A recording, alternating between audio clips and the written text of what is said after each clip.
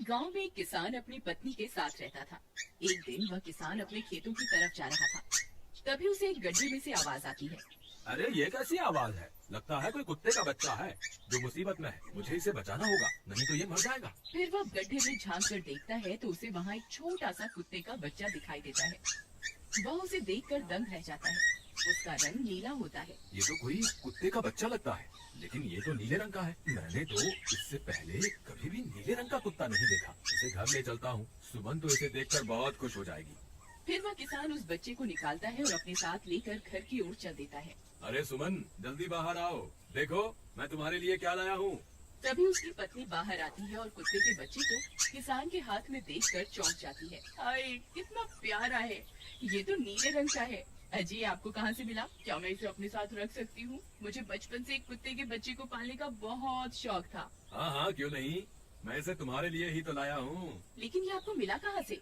मैं खेत की तरफ जा रहा था, तभी अचानक गड्ढे से इसके रोने की आवाज आई। मैंने झांक कर देखा तो मुझे ये उसमें पड़ा हुआ मिला। ये जरूर भूखा होगा, तुम इसे कुछ खाने को दे दो। इतना बोलकर किसान वहाँ से चला जाता है। फिर सुमन उसकी खूब देखभाल करती है। वह दिन भर उसके साथ खेलता कूदता है। सुमन भी उसे पाकर बहुत खुश थी। वह कुत्ता पूरे गांव में आकर्षण का केंद्र था।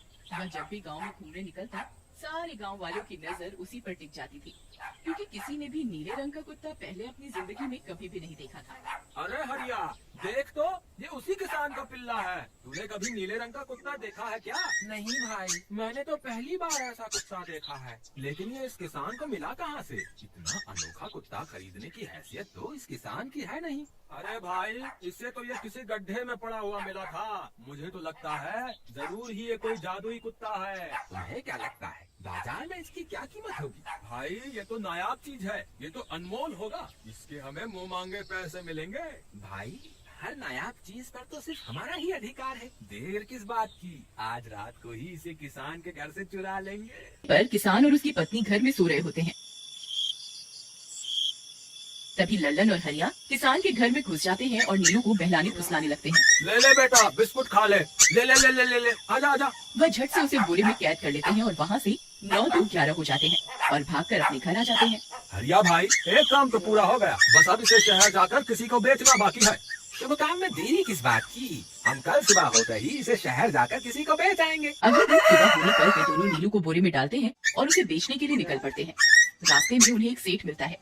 उसे उस बोरे में से अजीब अजीब सी आवाजें आती हैं। अरे भाई रुको रुको, इस बोरे में क्या भरकर ले जा रहे हो? भाई, ये एक जादुई कुत्ता है। ऐसा कुत्ता पूरी दुनिया में केवल एक ही है। ऐसा कैसे हो सकता है भाई? जरा मुझे भी तो दिखाओ। वह सेठ नीलू को देखकर चौंक जाता है।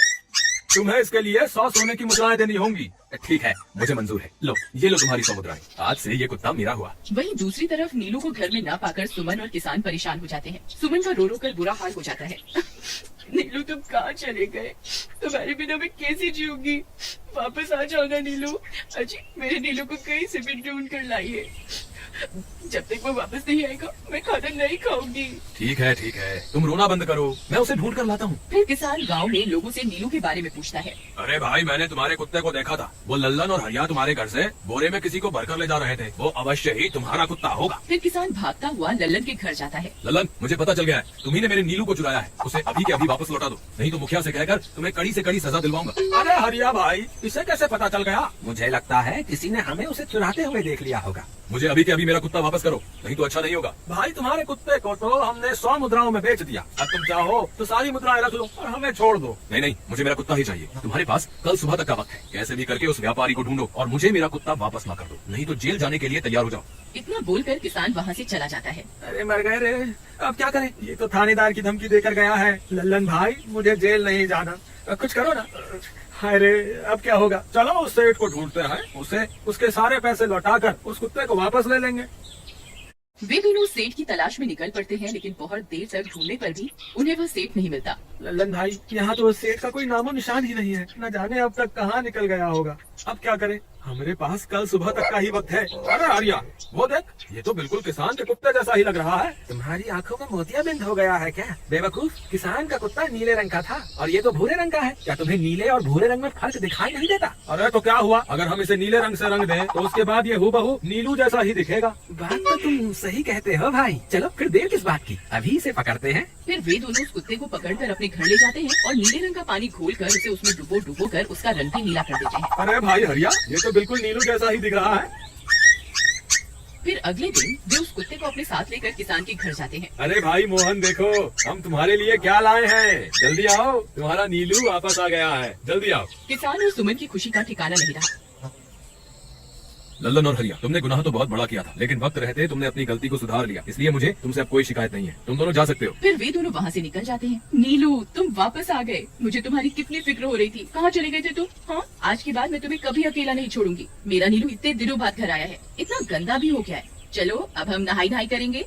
फिर सुमन उसे नहलाने लगती है। अरे मेरा नीलू नहाई करेगा, इतना गंदा हो गया है। पानी उसके ऊपर पड़ते ही वह कुत्ता छटपटाने लगता है। अरे क्या हुआ नीलू, तुझे तो नहाना बहुत पसंद था, आज क्या हो गया तुझे? तभी उसका सारा नीला रंग उतरने लगता है। अरे ये क्या, इसका रंग क्यों उतर रहा है? तभी वह कुत्ता गुस्से में आकर सुमन को काट लेता है। अरे मर गई रे, हाय रे। अरे सुनो जी, इसने तो मुझे काट खाया। हाय रे, अजी सुनते हो, जल्दी आओ। मुझे लगता है ये हमारा नीलू नहीं है। देखो, इसका तो सारा रंग ही उतर गया। ये तुमने ठीक नहीं किया लल्लन, अब मुझसे बुरा कोई नहीं होगा। फिर किसान गुस्से में लल्लन और हरिया के घर जाता है। ए लल्लन, दरवाजा खोल। ए लल्लन, जल्दी दरवाजा खोल, नहीं तो इसे तोड़ दूंगा। आज तुझे मुझसे कोई नहीं बचा सकता। अरे मर गए रे, ये तो उसी किसान की आवाज है। लगता है इसे हमारी तरकीब के बारे में पता चल गया। अरे क्या हुआ भाई, इतने गुस्से में क्यों हो? तुम्हें क्या लगता है मैं बेवकूफ हूँ? तुम किसी भी आवारा कुत्ते को नीला रंग चढ़ाकर हमें दे दोगे और हम मान लेंगे कि वो नीलू है। भाई हमें माफ कर दो, हमने उस सेठ को ढूंढने की बहुत कोशिश की, लेकिन उसका कोई नामो निशान नहीं मिला। भाई तुम ये 100 मुद्राएं रख लो, अब इससे ज्यादा हम तुम्हारे लिए और कुछ नहीं कर सकते। अगर तुम चाहो तो हमें जेल भिजवा दो, हम दोनों अपनी गलती की सजा काटने को तैयार हैं। किसान उदास हो जाता है और उनसे 100 मुद्राएं लेकर वापस अपने घर आ जाता है। मुझे माफ कर दो सुमन, मैं तुम्हारे नीलू को नहीं ढूंढ पाया। ये लो, ये 100 मुद्राएं हैं। नीलू को बेचने पर उन्हें इतने पैसे मिले थे जो उन्होंने मुझे दे दिए। उन्हें अपनी गलती का बहुत पछतावा है, लेकिन अब कुछ नहीं हो सकता। नहीं, मेरा नीलू जरूर वापस आएगा। हम एक काम करते हैं, कल सुबह इन 100 मुद्राओं का भोजन खरीदकर गरीबों में बांट देंगे। क्या पता उनकी दी हुई दुआओं से हमारा नीलू वापस आ जाए। अगले दिन सुबह होने पर वे दोनों उन पैसों से गरीबों में भोजन बांट देते हैं और वापस अपने घर की ओर चल देते हैं। तभी उन्हें कुछ आवाजें सुनाई देती हैं। वे दोनों चौंक जाते हैं। अरे ये तो मेरे नीलू की आवाज है। नीलू, नीलू तुम कहाँ हो? तभी सामने से नीलू भागता हुआ उनके पास आता है। नीलू तुम वापस आ गए, तुम कहाँ चले गए थे? मैं तुम्हारे बिना कितनी उदास हो गई थी। किसी ने सच ही कहा है, दुआओं में बहुत शक्ति होती है।